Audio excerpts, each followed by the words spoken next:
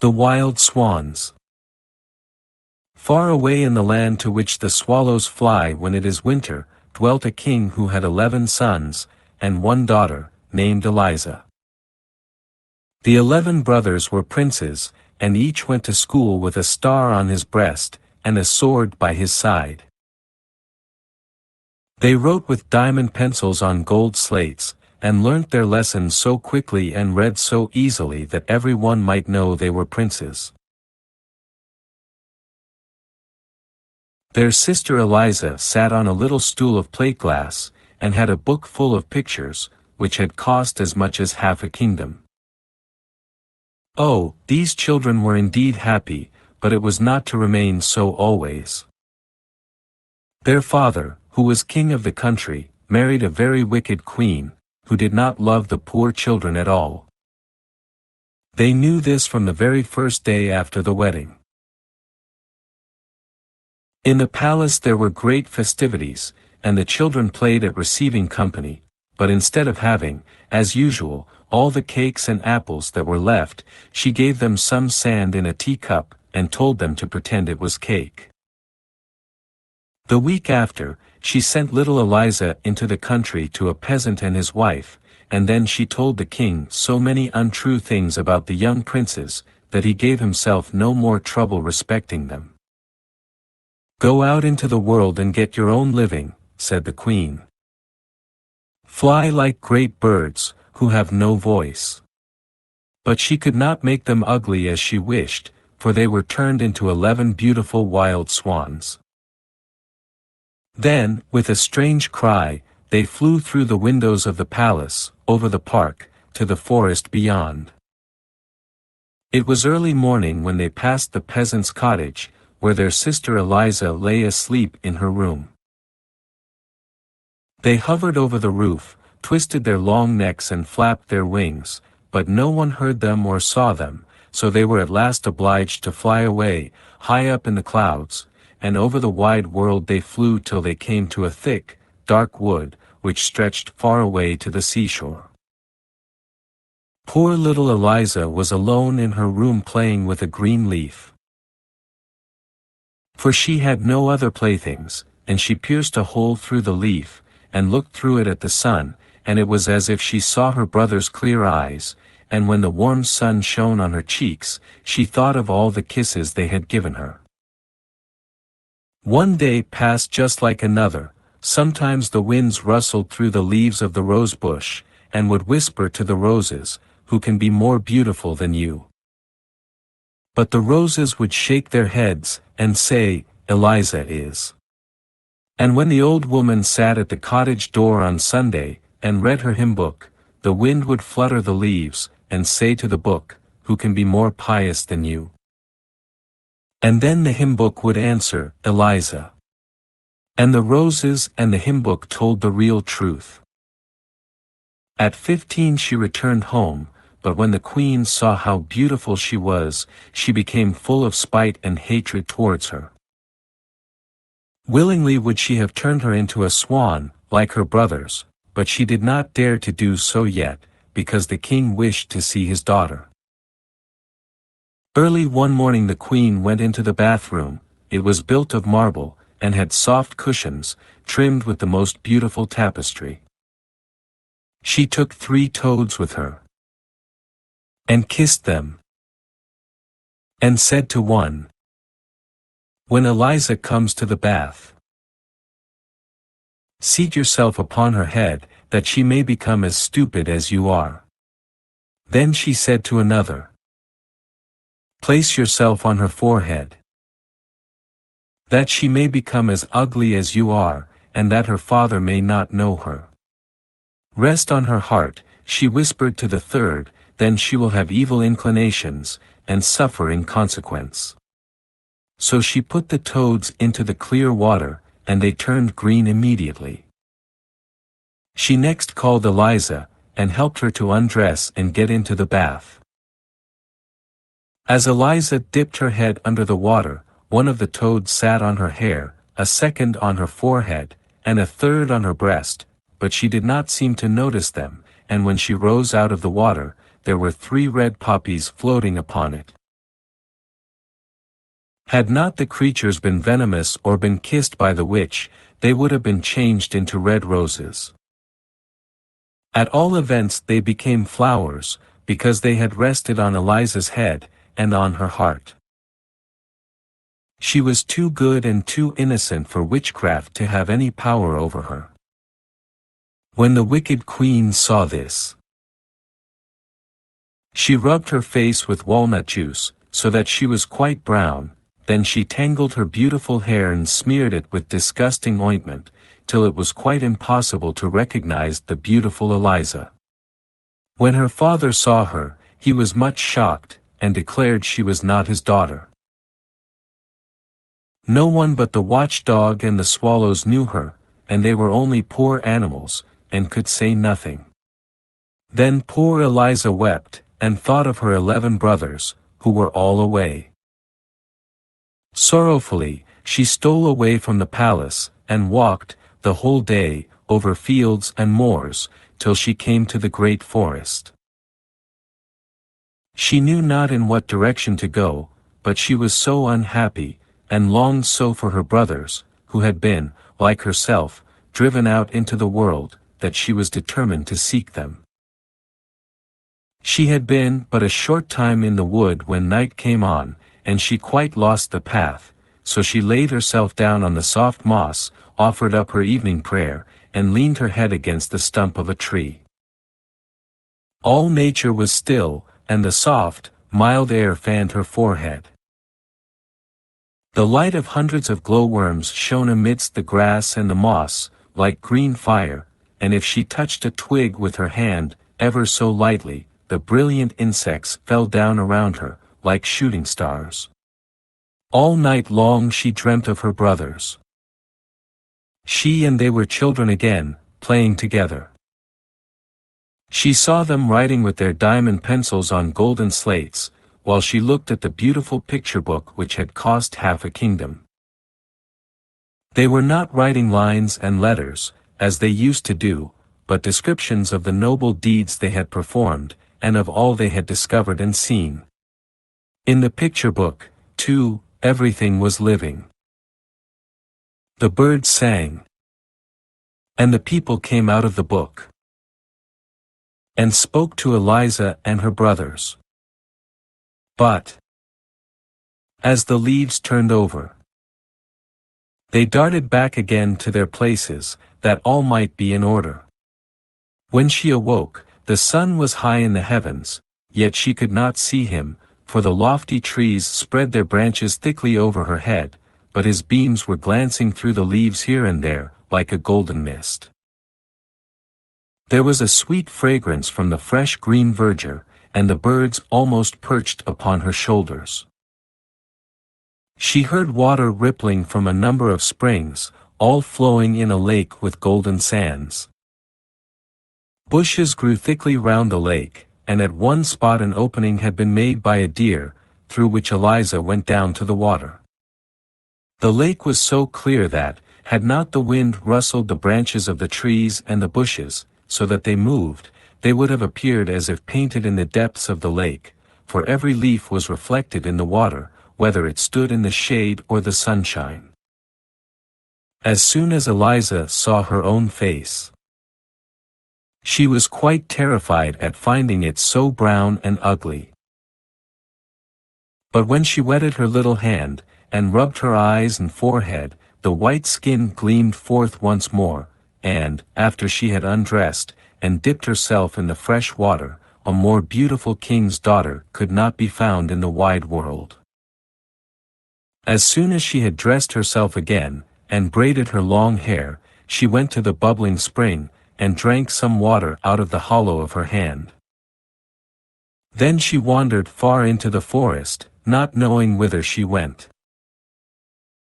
She thought of her brothers, and felt sure that God would not forsake her. It is God who makes the wild apples grow in the wood, to satisfy the hungry, and he now led her to one of these trees, which was so loaded with fruit, that the boughs bent beneath the weight. Here she held her noonday repast, placed props under the boughs, and then went into the gloomiest depths of the forest. It was so still that she could hear the sound of her own footsteps, as well as the rustling of every withered leaf which she crushed under her feet. Not a bird was to be flowing seen, in a lake not with a golden sunbeam sands, could penetrate lake. through the large, dark boughs of the trees. Their lofty The wild trunks stood swans. so close together, that, when she looked before her, it seemed as if she were enclosed within trellis work. Such solitude she had never known before. The night was very dark. Not a single glowworm glittered in the moss. Sorrowfully she laid herself down to sleep, and, after a while, it seemed to her as if the branches of the trees parted over her head, and that the mild eyes of angels looked down upon her from heaven. When she awoke in the morning, she knew not whether she had dreamt this, or if it had really been so. Then she continued her wandering, but she had not gone many steps forward One day when she met an old woman with berries in her basket, and she gave her a few to eat. The wild Then Eliza asked her if she had not seen 11 princes riding through the forest. wept. No, replied the old woman, but I saw yesterday 11 swans, with gold crowns on their heads, swimming on the river close by. Then she led Eliza a little distance farther to a sloping bank, and at the foot of it wound a little river. The trees on its banks stretched their long leafy branches across the water towards each other, and where the growth prevented them from meeting naturally, the roots had torn themselves away from the ground, so that the branches might mingle their foliage as they hung over the water. Eliza bade the old woman farewell, and walked by the flowing river, till she reached the shore of the open sea. And there, before the young maiden's eyes, lay the glorious ocean, but not a sail appeared on its surface, not even a boat could be seen. How was she to go farther? She noticed how the countless pebbles on the seashore had been smoothed and rounded by the action of the water. Glass, iron, stones, everything that lay there mingled together, had taken its shape from the same power, and felt as smooth, or even smoother than her own delicate hand. The water rolls on without weariness, she said, till all that is hard becomes smooth, so will I be unwearied in my task. Thanks for your lessons, bright rolling waves, my heart tells me you will lead me to my dear brothers. On the foam-covered seaweeds lay 11 white swan feathers, which she gathered up and placed together. Drops of water lay upon them, whether they were dewdrops or tears no one could say. Lonely as it was on the seashore, she did not observe it, for the ever-moving sea showed more changes in a few hours than the most varying lake could produce during the whole year. If a black heavy cloud arose, it was as if the sea said, I can look dark and angry too, and then the wind blew, and the waves turned to white foam as they rolled. When the wind slept, and the clouds glowed with the red sunlight, then the sea looked like a rose leaf. But however quietly its white glassy surface rested, there was still a motion on the shore, as its waves rose and fell like the breast of a sleeping child. When the sun was about to set, Eliza saw 11 white swans with golden crowns on their heads, flying towards the land, one behind the other, like a long white ribbon. Then Eliza went down the slope from the shore, and hid herself behind the bushes. The swans alighted quite close to her and flapped their great white wings. As soon as the sun had disappeared under the water, the feathers of the swans fell off, and 11 beautiful princes, Eliza's brothers, stood near her. She uttered a loud cry, for, although they were very much changed, she knew them immediately. She sprang into their arms, and called them each by name. Then, how happy the princes were at meeting their little sister again, for they recognized her, although she had grown so tall and beautiful. They laughed, And they wept, and very soon understood how wickedly their mother had acted to them all. "We brothers," said the eldest, "fly about as wild swans, so long as the sun is in the sky, but as soon as it sinks behind the hills, we recover our human shape. Therefore must we always be near a resting place for our feet before sunset, for if we should be flying towards the clouds at the time we recovered our natural shape as men, we should sink deep into the sea. We do not dwell here, but in a land just as fair, that lies beyond the ocean, which we have to cross for a long distance. There is no island in our passage upon which we could pass the night, nothing but a little rock rising out of the sea, upon which we can scarcely stand with safety, even closely crowded together. If the sea is rough, the foam dashes over us, yet we thank God even for this rock. We have passed whole nights upon it, or we should never have reached our beloved fatherland, for our flight across the sea occupies 2 of the longest days in the year. We have permission to visit out home once in every year, and to remain 11 days, during which we fly across the forest to look once more at the palace where our father dwells, and where we were born, and at the church, where our mother lies buried. Here it seems as if the very trees and bushes were related to us. The wild horses leap over the plains as we have seen them in our childhood. The charcoal burners sing the old songs, to which we have danced as children.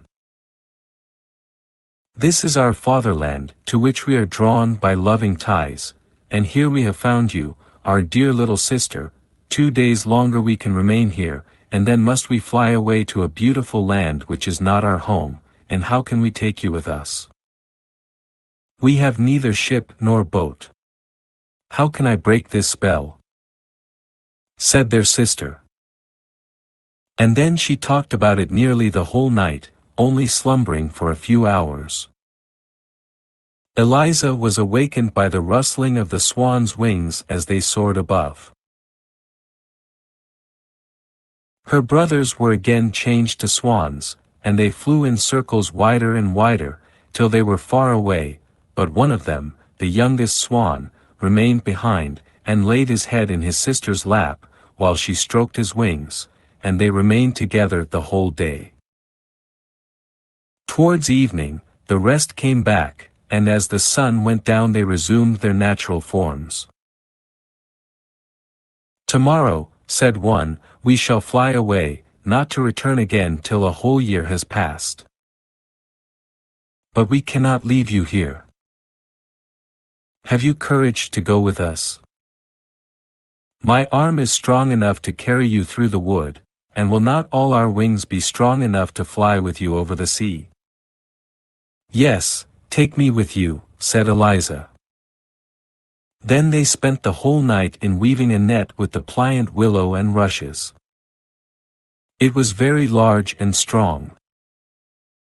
Eliza laid herself down on the net, and when the sun rose, and her brothers again became wild swans, they took up the net with their beaks, and flew up to the clouds with their dear sister, who still slept. The sunbeams fell on her face, therefore one of the swans soared over her head, so that his broad wings might shade her. They were far from the land when Eliza woke. She thought she must still be dreaming. It seemed so strange to her to feel herself being carried so high in the air over the sea. By her side lay a branch full of beautiful ripe berries, and a bundle of sweet roots. The youngest of her brothers had gathered them for her, and placed them by her side. She smiled her thanks to him. She knew it was the same who had hovered over her to shade her with his wings. They were now so high, that a large ship beneath them looked like a white seagull skimming the waves. A great cloud floating behind them appeared like a vast mountain, and upon it Eliza saw her own shadow and those of the 11 swans, looking gigantic in size. Altogether it formed a more beautiful picture than she had ever seen, but as the sun rose higher, and the clouds were left behind, the shadowy picture vanished away. Onward the whole day they flew through the air like a winged arrow, yet more slowly than usual, for they had their sister to carry. The weather seemed inclined to be stormy, and Eliza watched the sinking sun with great anxiety, for the little rock in the ocean was not yet in sight. It appeared to her as if the swans were making great efforts with their wings. Alas! She was the cause of their not advancing more quickly. When the sun set, they would change to men, fall into the sea and be drowned. Then she offered a prayer from her inmost heart, but still no appearance of the rock. Dark clouds came nearer, the gusts of wind told of a coming storm, while from a thick, heavy mass of clouds the lightning burst forth flash through which after Eliza flash. went down to the water. The The lake sun was had so reached clear the edge of the sea, when the swans darted down so swiftly, that Eliza's head trembled. She believed they were falling, but they again soared onward. Presently she caught sight of the rock just below them, and by this time the sun was half hidden by the waves. The rock did not appear larger than a seal's head thrust out of the water. They sunk so rapidly, that at the moment their feet touched the rock, it shone only like a star, and at last disappeared like the last spark in a piece of burnt paper. Then she saw her brothers standing closely round her with their arms linked together. There was but just room enough for them, and not the smallest space to spare. The sea dashed against the rock, and covered them with spray. The heavens were lighted up with continual flashes, and peal after peal of thunder rolled.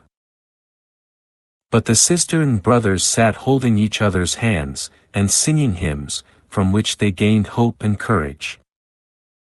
In the early dawn the air became calm and still, and at sunrise the swans flew away from the rock with Eliza. The sea was still rough, and from their high position in the air, the white foam on the dark green waves looked like millions of swans swimming on the water. As the sun rose higher, Eliza saw before her, floating on the air, a range of mountains, with shining masses of ice on their summits. In the center, rose a castle apparently a mile long, with rows of columns, rising one above another, while, around it, palm trees waved and flowers bloomed as large as mill wheels. She asked if this was the land to which they were hastening. The swans shook their heads, for what she beheld were the beautiful ever-changing cloud palaces of the Fata Morgana, into which no mortal can enter. Eliza was still gazing at the scene, when mountains, forests, and castles melted away, and 20 stately churches rose in their stead, with high towers and pointed Gothic windows.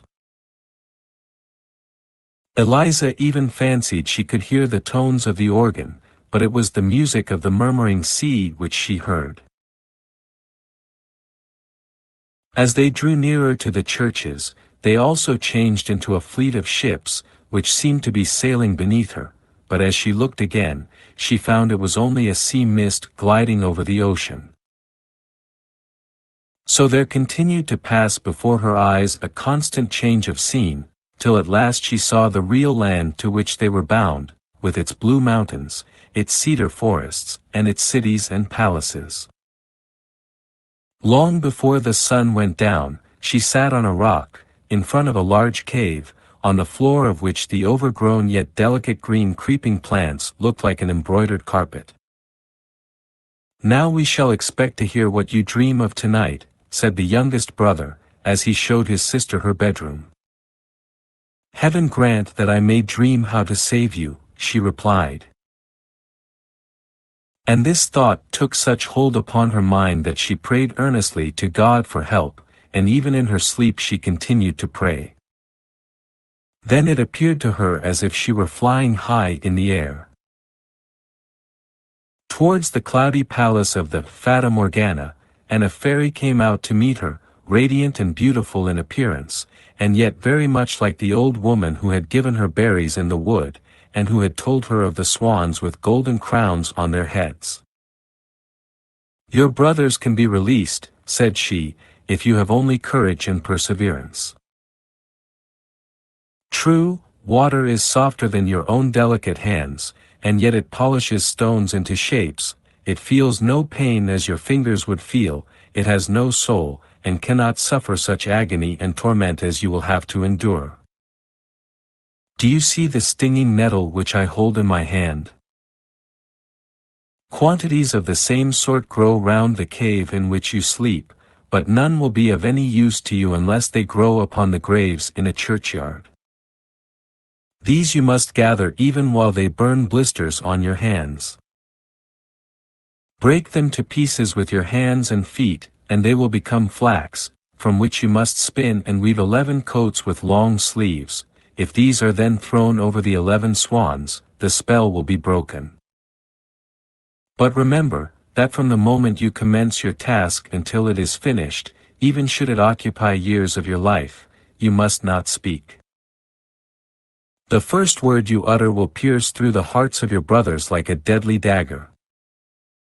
Their lives hang upon your tongue. Remember all I have told you."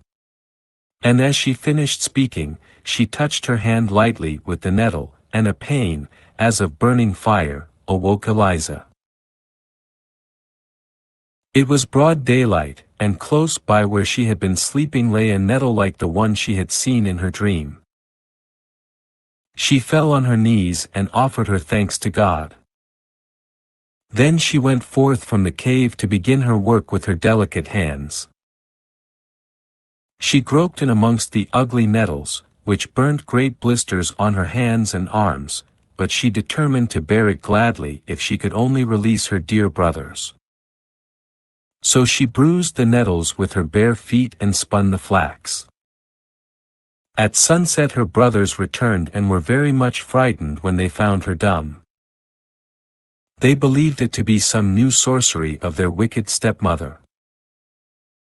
But when they saw her hands they understood what she was doing on their behalf, and the youngest brother wept, and where his tears fell the pain ceased, and the burning blisters vanished. She kept to her work all night, for she could not rest till she had released her dear brothers. During the whole of the following day, while her brothers were absent, she sat in solitude, but never before had the time flown so quickly. One coat was already finished and she had begun the second, when she heard the huntsman's horn, and was struck with fear. The sound came nearer and nearer, she heard the dogs barking, and fled with terror into the cave. She hastily bound together the nettles she had gathered into a bundle and sat upon them. Immediately a great dog came bounding towards her out of the ravine, and then another and another. They barked loudly, ran back, and then came again. In a very few minutes all the huntsmen stood before the cave, and the handsomest of them was the king of the country. He advanced towards her, for he had never seen a more beautiful maiden. "How did you come here, my sweet child?" he asked. But Eliza shook her head. She dared not speak, at the cost of her brothers' lives. And she hid her hands under her apron, so that the king might not see how she must be suffering. "Come with me," he said, "here you cannot remain. If you are as good as you are beautiful, I will dress you in silk and velvet, I will place a golden crown upon your head, and you shall dwell, and rule, and make your home in my richest castle." And then he lifted her on his horse. She wept and wrung her hands, but the king said, "I wish only for your happiness. A time will come when you will thank me for this." And then he galloped away over the mountains, holding her before him on this horse, and the hunters followed behind them.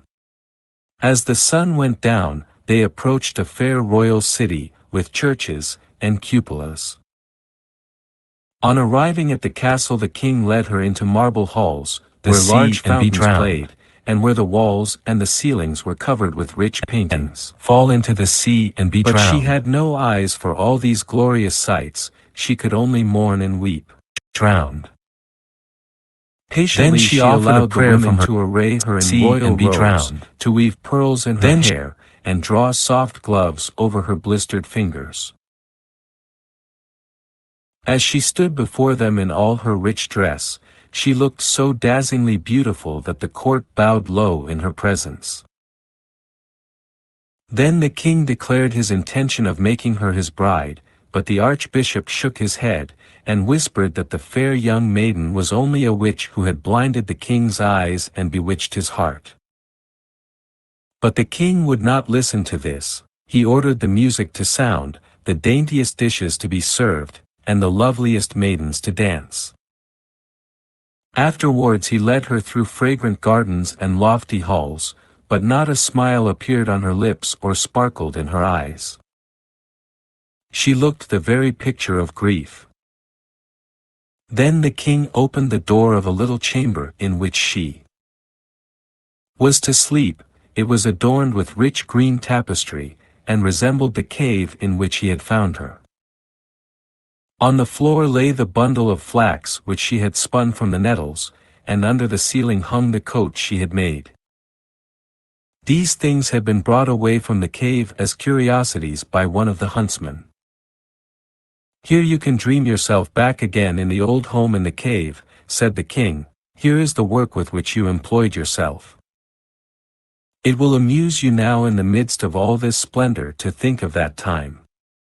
When Eliza saw all these things which lay so near her heart, a smile played around her mouth, and the crimson blood rushed to her cheeks.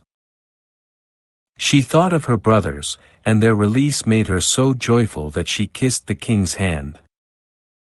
Then he pressed her to his heart.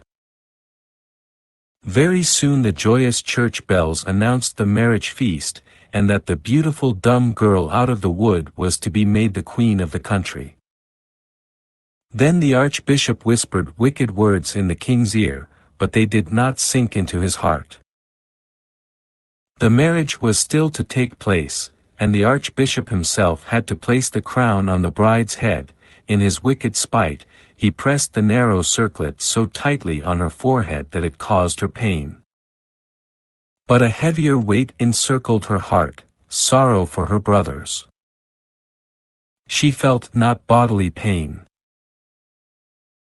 Her mouth was closed, a single word would cost the lives of her brothers. But she loved the kind, handsome king, who did everything to make her happy more and more each day. She loved him with all her heart, and her eyes beamed with the love she dared not speak. Oh! If she had only been able to confide in him and tell him of her grief. But dumb she must remain till her task was finished. Therefore at night she crept away into her little chamber, which had been decked out to look like the cave, and quickly wove one coat after another. But when she began the seventh she found she had no more flax. She knew that the nettles she wanted to use grew in the churchyard, and that she must pluck them herself. How should she get out there? "Oh, what is the pain in my fingers to the torment which my heart endures?" said she. "I must venture, I shall not be denied help from heaven." Then with a trembling heart, as if she were about to perform a wicked deed, she crept into the garden in the broad moonlight, and passed through the narrow walks in the deserted streets, till she reached the churchyard. Then she saw on one of the broad tombstones a group of ghouls. These hideous creatures took off their rags, as if they intended to bathe, and then clawing open the fresh graves with their long, skinny fingers, pulled out the dead bodies and ate the flesh. Eliza had to pass close by them, and they fixed their wicked glances upon her, but she prayed silently, gathered the burning nettles, and carried them home with her to the castle. One person only had seen her, and that was the archbishop, he was awake while everybody was asleep. Now he thought his opinion was evidently correct. All was not right with the queen. She was a witch, and had bewitched the king and all the people. Secretly he told the king what he had seen and what he feared, and as the hard words came from his tongue, the carved images of the saints shook their heads as if they would say, "It is not so. Eliza is innocent." But the archbishop interpreted it in another way. He believed that they witnessed against her, and were shaking their heads at her wickedness. 2 large tears rolled down the king's cheeks, and he went home with doubt in his heart, and at night he pretended to sleep, but there came no real sleep to his eyes, for he saw Eliza get up every night and disappear in her own chamber. From day to day his brow became darker, and Eliza saw it and did not understand the reason, but it alarmed her and made her heart tremble for her brothers. Her hot tears glittered like pearls on the regal velvet and diamonds, while all who saw her were wishing they could be queens. In the meantime she had almost finished her task. Only 1 coat of mail was wanting, but she had no flax left, and not a single nettle. Once more only, and for the last time, must she venture to the churchyard and pluck a few handfuls. She thought with terror of the solitary walk, and of the horrible ghouls, but her will was firm, as well as her trust in Providence. Eliza went, and the king and the archbishop followed her. They saw her vanish through the wicket gate into the churchyard, and when they came nearer they saw the ghouls sitting on the tombstone, as Eliza had seen them, and the king turned away his head, for he thought she was with them, she whose head had rested on his breast that very evening. "The people must condemn her," said he, and she was very quickly condemned by everyone to suffer death by fire. Away from the gorgeous regal halls was she led to a dark, dreary cell, where the wind whistled through the iron bars. Instead of the velvet and silk dresses, they gave her the coats of mail which she had woven to cover her, and the bundle of nettles for a pillow, but nothing they could give her would have pleased her more. She continued her task with joy, and prayed for help, while the street boys sang jeering songs about her, and not a soul comforted her with a kind word. Towards evening, she heard at the grating the flutter of a swan's wing. It was her youngest brother. He had found his sister, and she sobbed for joy, although she knew that very likely this would be the last night she would have to live. But still she could hope, for her task was almost finished, and her brothers were come. Then the archbishop arrived, to be with her during her last hours, as he had promised the king.